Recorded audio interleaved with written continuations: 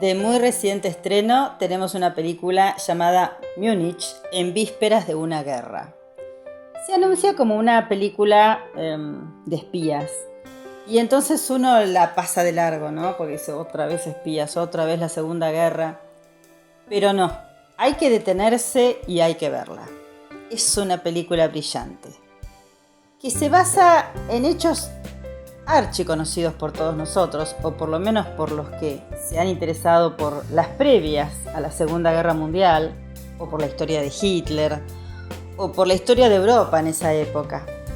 Pero esto tiene un enfoque distinto, porque los protagonistas justamente no son los que protagonizaron esa época según nos la contaron, sino, en esta ficción, dos jóvenes amigos en la juventud que se encuentran en bandos contrarios.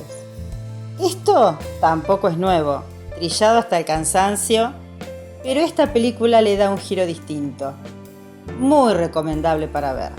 Cuando se quiere ver una película inteligente, basada en un buen argumento y en actuaciones dramáticas realmente sobresalientes. La historia, como bien lo dice el título, está ubicada en las vísperas de la Segunda Guerra Mundial, cuando en Alemania Hitler va cobrando cada vez más poder, pero todavía no se sabe bien para qué lado va a ir. Aparentemente en estas vísperas se trataría de un canciller alemán que, si bien ya se perfila como una persona, lo muestran, desquiciada, ambiciosa, violenta, pero muy inteligente, como generalmente se lo caracteriza a Hitler. Todavía no se sabe muy bien cuando vemos esta película, cuando empieza, que tampoco la gente no estaba muy segura al principio de lo que quería, ni siquiera los líderes de los países que después tuvieron que enfrentarlo.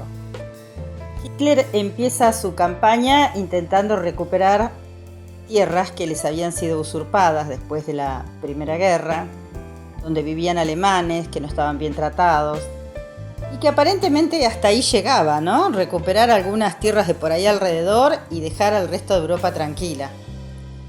Eso es lo que cree el primer ministro, y esto sí es historia, el primer ministro, aquel Neville Chamberlain, que tuvo finalmente que irse por su gran error. Pero este gran error ni siquiera lo estamos viendo en la película. Bueno, vamos a ver qué pasa con esta película. Si bien está ubicada en esa época, tiene unos flashbacks, porque mucho antes de que se pensara en la posibilidad de la Segunda Guerra, tres jóvenes se encuentran en una universidad inglesa, muy amigos, muy compinches, muy como amistad eterna, como que este es el mundo para nosotros. Uno es inglés y otro es alemán. Hay una chica también en el medio. El alemán, totalmente idealista, y el inglés, bueno, como son los ingleses, ¿no? Idealista también, pero más flemático, menos apasionado. Aparentemente han hecho una amistad para toda la vida. Ahora, cuando volvemos al presente, es decir, a las vísperas de la Segunda Guerra, nos encontramos que el inglés que habíamos visto festejando con su amigo ahora forma parte del servicio diplomático. Digamos que está iniciando su carrera. El actor que protagoniza a este personaje, George McKay, es impresionante, porque no tiene un rostro demasiado expresivo. No le han dado la posibilidad de desplayarse con gestos y con demasiado apasionamiento, porque lo han puesto en un inglés flemático. Su nombre en la ficción es Hugh Leggett. Nos va a llamar la atención la cara de este joven, que no cambia mucho a lo largo de la película, pero que nos demuestra de todas maneras lo que está sintiendo. Por el otro lado, en Alemania, totalmente apasionado, bastante desquiciado en sus formas de expresarse, muy loco, diríamos, está su amigo, Paul von Hartmann, que ha cambiado muchísimo. Y después de haber sido un idealista y después de haber sido un fanático de Hitler, ahora se está dando cuenta de qué se trata la cosa.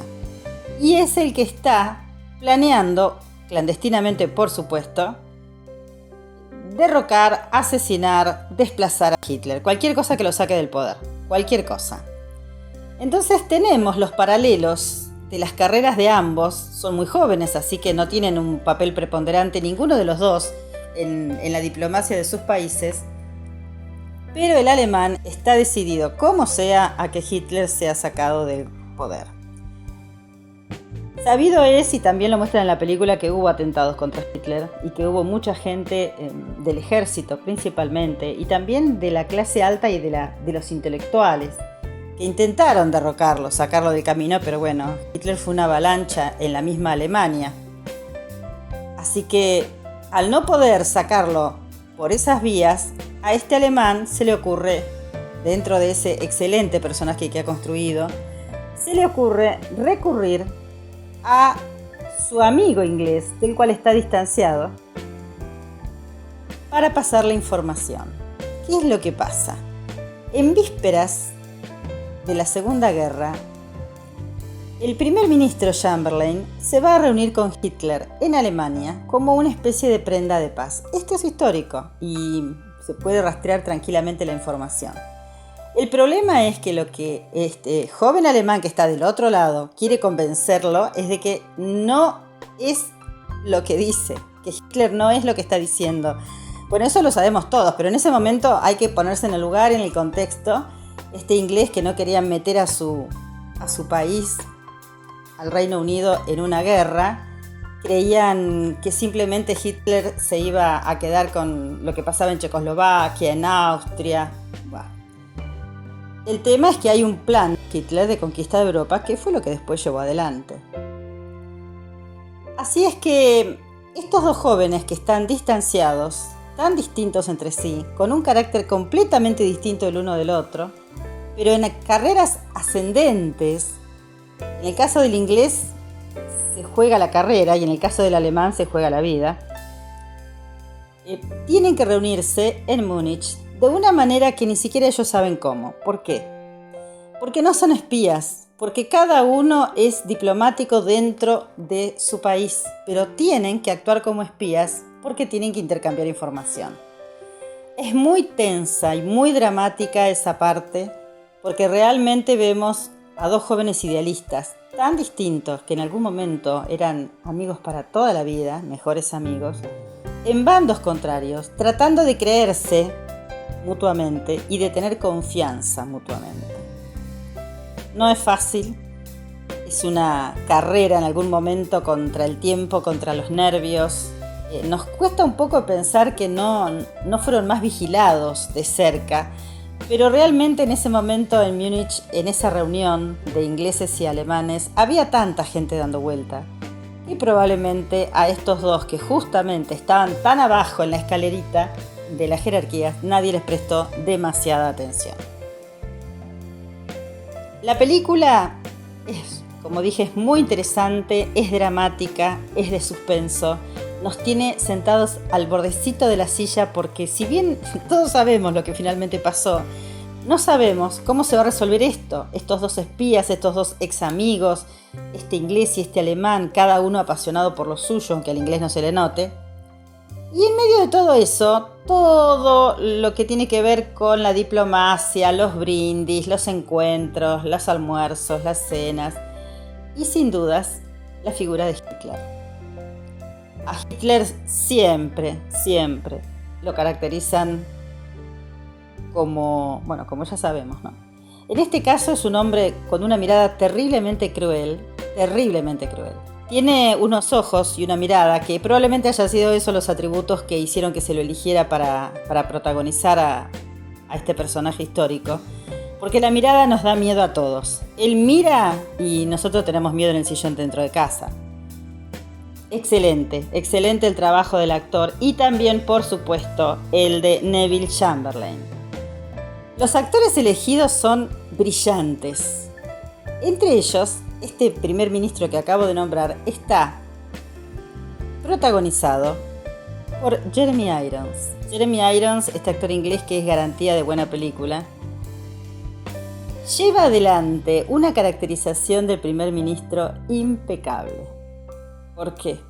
porque en determinados puntos él tiene que aceptar que tal vez no tiene toda la información, pero ¿cómo va él a escuchar a un supuestamente espía de un, como diríamos ahora, un recién iniciado? Y sin embargo, en su gran inteligencia y en su gran astucia, este hombre intenta de alguna manera sortear esto que todos creían que era tan fácil, que era darse la mano con Hitler y acordar que no tenía un plan de conquista, sino un plan de reconquistar las tierras alemanas que había perdido y nada más. Sabemos que la historia fue otra, ¿no? Sin embargo, la película, vuelvo a repetir, es para verla. Nos da un enfoque nuevo, tanto de los espías, que ni siquiera son espías porque no saben ni cómo hacer para esconderse o para encontrarse, ni cómo fueron las negociaciones previas. La historia después demostró que este primer ministro estaba equivocado. Inglaterra entró en guerra, toda Europa entró en guerra. Y bueno, el final real ya lo sabemos. El final de la película es para verla. Totalmente recomendada. Múnich en vísperas de una guerra.